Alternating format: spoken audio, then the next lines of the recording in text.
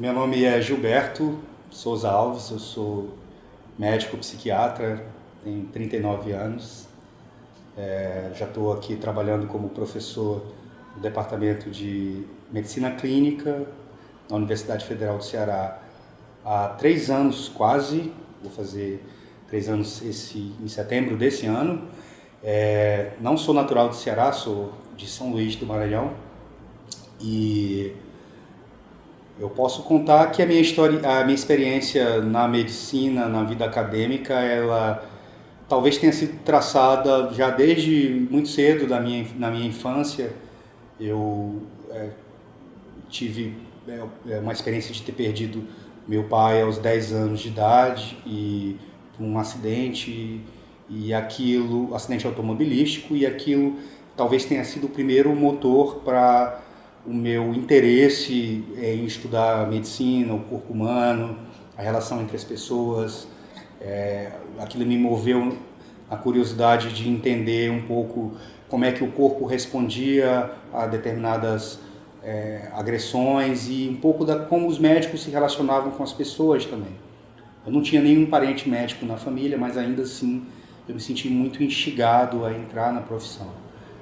Uma outra coisa que talvez tenha influenciado seja eu ter crescido com um irmão que é mais velho e que tinha algumas questões assim relacionadas à personalidade, ao comportamento, e que mais tarde eu pude ter oportunidade de entender melhor na minha vivência como médico, né? Eu posso dizer que todos esses temas, saúde, religião, convívio, psicologia, tudo isso me motivou a buscar o curso de medicina. Inicialmente o meu contato foi um pouco traumático, talvez por ingenuidade, talvez por falta de conhecimento. Eu não imaginava que o curso tivesse algumas características que de fato tinha. O curso de medicina no início ele é muito voltado para o estudo das ciências básicas, da fisiologia, da histologia, da anatomia, e aquilo era um conteúdo, na minha visão, um pouco frio, um pouco sem colorido, sem graça, estudar peças de cadáveres, e aquilo foi me trazendo uma certa angústia no início. Eu era muito inquieto, eu acho, e muito curioso, e logo eu tive um ímpeto de talvez fosse necessário complementar a minha formação médica com alguma outra coisa, e aí eu decidi fazer, na época se chamava vestibular para psicologia. Eu consegui entrar na mesma universidade, que era a Universidade Federal, fazendo o curso de medicina e mais no horário da noite, finalzinho da tarde à noite, curso de psicologia. Então eu ficava ali transitando entre os dois departamentos, saindo de um prédio para outro, saía das aulas do prédio de anatomia, ia para as aulas do núcleo de ciências humanas, para a aula de psicologia. E lá eu tive a oportunidade de conhecer um pouquinho, não só da história da psicologia, como da história da própria psiquiatria, já que a história da psiquiatria e da psicologia se confundem muito, né? São muito parecidas. E aquilo me ofereceu o primeiro contato com o que viria a ser a minha especialidade, que é a psiquiatria, né? Então eu comecei a estudar os autores, como Foucault, como o Philippe Pinel, o Kraepelin, são autores importantes da psiquiatria que tinham uma certa influência na psicologia. O Pavlov, estudei psicanálise do Freud, a teoria lacaniana. Na psicologia foi um aprendizado incrível, foi uma oportunidade de estudar um pouco de ciências humanas, de antropologia, ciências sociais, de conhecer pessoas diferentes. Aquilo de fato foi uma experiência muito rica. Eu consegui quase que terminar o curso de psicologia, fui até o 7º período, e como eu já estava terminando o curso de medicina, eu achei que era a hora então de me preparar para sair da minha cidade natal, que era São Luís, e me arrumar para ir para um outro centro maior onde eu pudesse estudar psiquiatria. Então eu fui para o Rio de Janeiro, para a Universidade Federal do Rio de Janeiro, né, a UFRJ, onde eu comecei os meus estudos em psiquiatria. E aquilo foi uma experiência muito, muito rica. A partir da experiência na psiquiatria eu pude entender um pouco do porquê das minhas escolhas, além da questão mesmo das matérias, do interesse por essa área mais humanística, pelo interesse pelo lado mais social, psicológico. Eu tinha também o fato de ter convivido, como eu falei antes, com o meu irmão, que depois eu fui descobrir que ele tinha uma espécie um tipo de autismo mais leve, né, se chama síndrome de Asperger, um transtorno do espectro autista, e eu ficava muito impressionado, muito admirado, desde pequeno sempre tive uma grande admiração por aspectos assim do comportamento dele mesmo, né? Ele, quando ele era pequeno, com 7, 8 anos de idade, ele tinha assim um nível intelectual assim muito avançado. Ele conseguia memorizar coisas incríveis, assim, do tipo pegar vários almanaques e memorizar os dados socioeconômicos, saber a população, o PIB, a composição étnica, religiosa de todos os países do mundo praticamente, e as pessoas vinham até ele muito pequeno, muito criança, fazer quiz, né, perguntar, fazer desafios com perguntas, e ele sempre respondia imediatamente, sem pensar, tudo o que era perguntado, assim. E eu ficava muito impressionado com aquilo. Ficava impressionado pela maneira muito sensível como ele lidava com as coisas, sempre muito organizado, muito metódico, muito cuidadoso, mas ao mesmo tempo muito individualista, não conseguia se aproximar muito das pessoas, não tinha um bom diálogo comigo, então sempre se afastava, eu era um pouco bagunceiro e ele era excessivamente organizado. Então essa vivência assim, foi sempre muito instigante, e eu acho que talvez a partir da psiquiatria eu possa ter tido a oportunidade de entender melhor o porquê de tudo aquilo, de todas aquelas características especiais que ele tinha e que tanto me fascinavam. E aí eu pude então fazer um pouco, a partir da residência da psiquiatria, uma trajetória de interesse intelectual que saiu um pouquinho mais do campo social, do campo da psicanálise, um campo mais das neurociências, não é?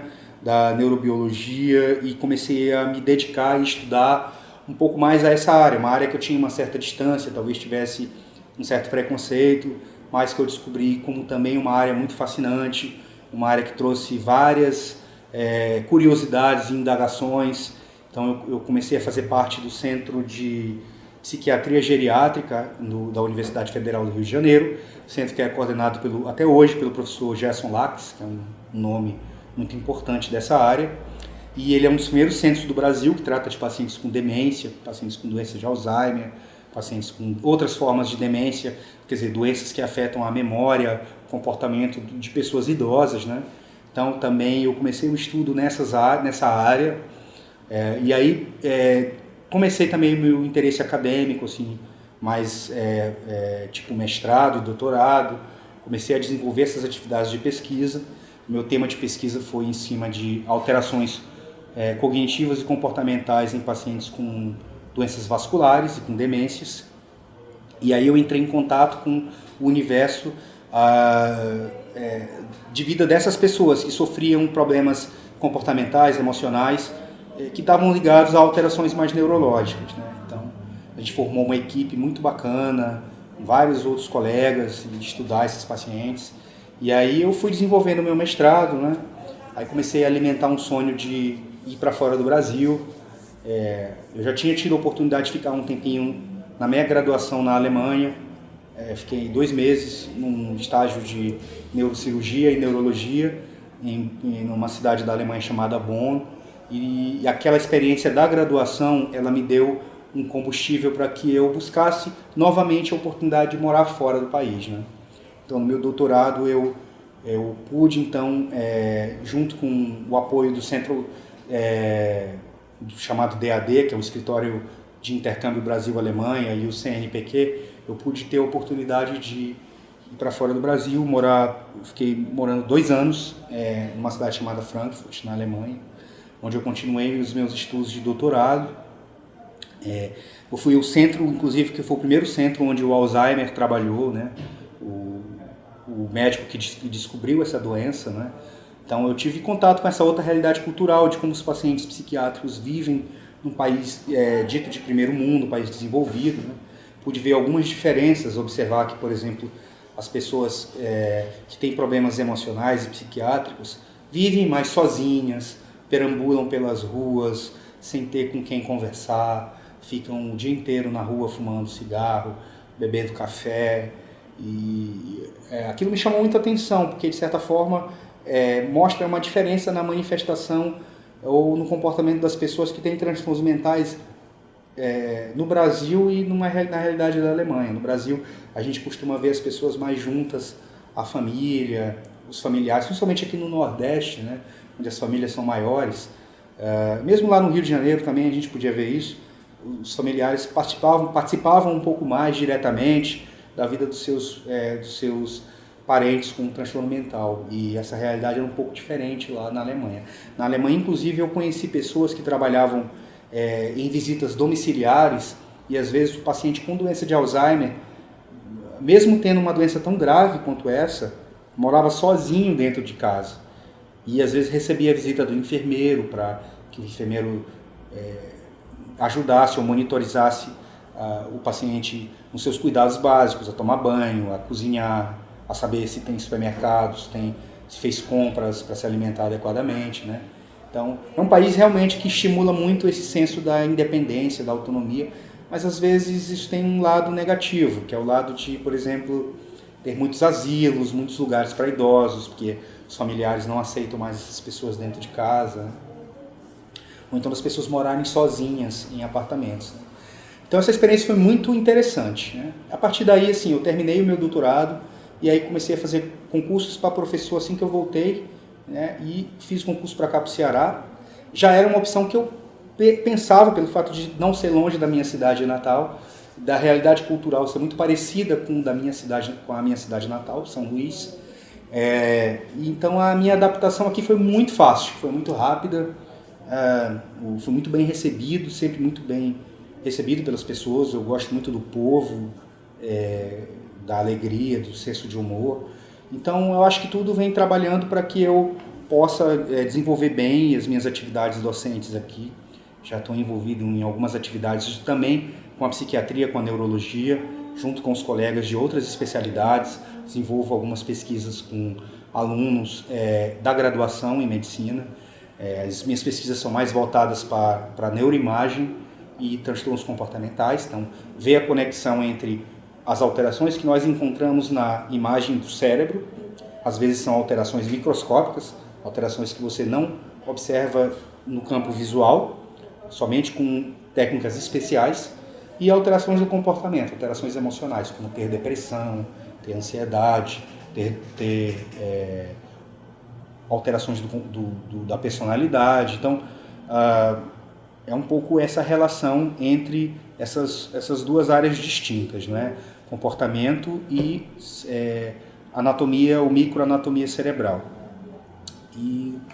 E é isso, eu estou com planos de continuar desenvolvendo esses projetos, de ir mais à frente, de poder ajudar as pessoas e entender um pouco de como funciona esses mecanismos cerebrais, né?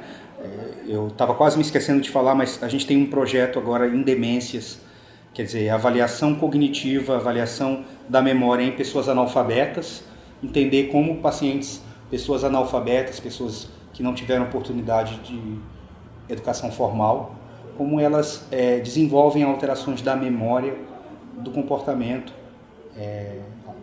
com o envelhecimento. Então, a gente agora está numa linha de pesquisa que busca entender esses processos.